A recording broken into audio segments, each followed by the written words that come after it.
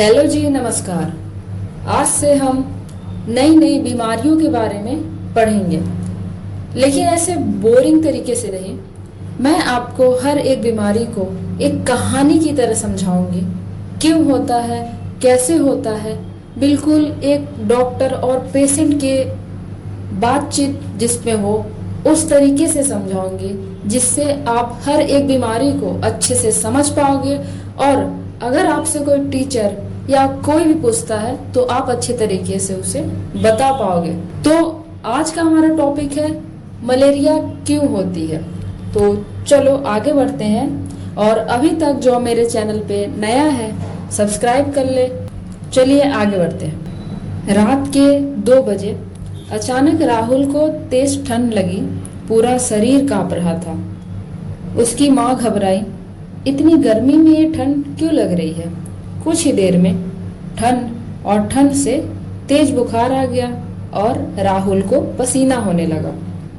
सुबह होते ही उसे हॉस्पिटल ले जाया गया। डॉक्टर ने पूछा क्या प्रॉब्लम है। राहुल की माँ बोली, डॉक्टर साहब, पहले ठंड लगी, फिर बहुत तेज बुखार, अब पसीना आ रहा है। डॉक्टर ने ध्यान से सुना, फिर पूछा राहुल की माँ से, क्या आसपास मच्छर ज्यादा थे। राहुल की माँ ने कहा, जी हाँ। डॉक्टर कहते हैं, मुझे शक है यह मलेरिया हो सकता है। राहुल कमजोर आवाज में डॉक्टर से कहता है, ये मलेरिया क्यों होता है। डॉक्टर राहुल को आसान भाषा में समझाते हुए कहते हैं, मान लो तुम्हारा शरीर एक शहर है और एक दिन एक खतरनाक दुश्मन मतलब पैरासाइट तुम्हारे शरीर में एंट्री करता है। ये पैरासाइट होता है प्लाज्मोडियम। और इसे अंदर कौन लाता है। राहुल पूछता है, इसे कौन अंदर लाता है। डॉक्टर बोलता है, एक खास मच्छर, एनाफ्लेज मॉस्किटो। राहुल फिर से पूछता है कि ये कैसे होता है।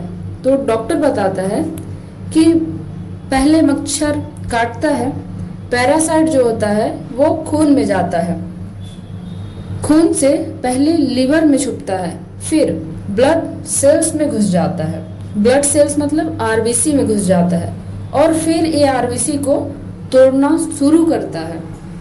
डॉक्टर बताते हैं कि जब ये पैरासाइट आरबीसी को तोड़ता है तब अचानक ठंड लगना, तेज बुखार, फिर पसीना, ये साइकिल बार बार रिपीट होती है।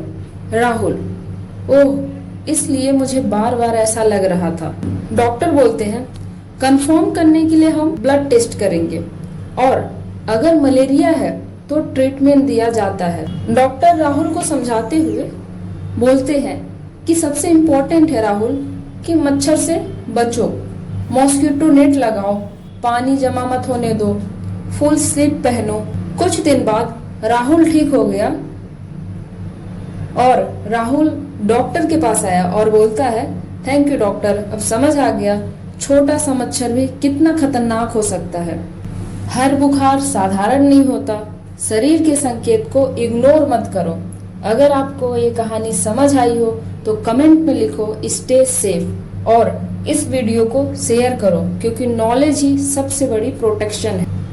अगर आपको मेरा समझाने का तरीका अच्छा लगा हो तो लाइक करें, सब्सक्राइब करें और मैं ऐसे ही वीडियो लाऊं, उसके लिए आप मेरे साथ बने रहें। यहाँ तक बने रहने के लिए आपका बहुत बहुत धन्यवाद। Thank you ji.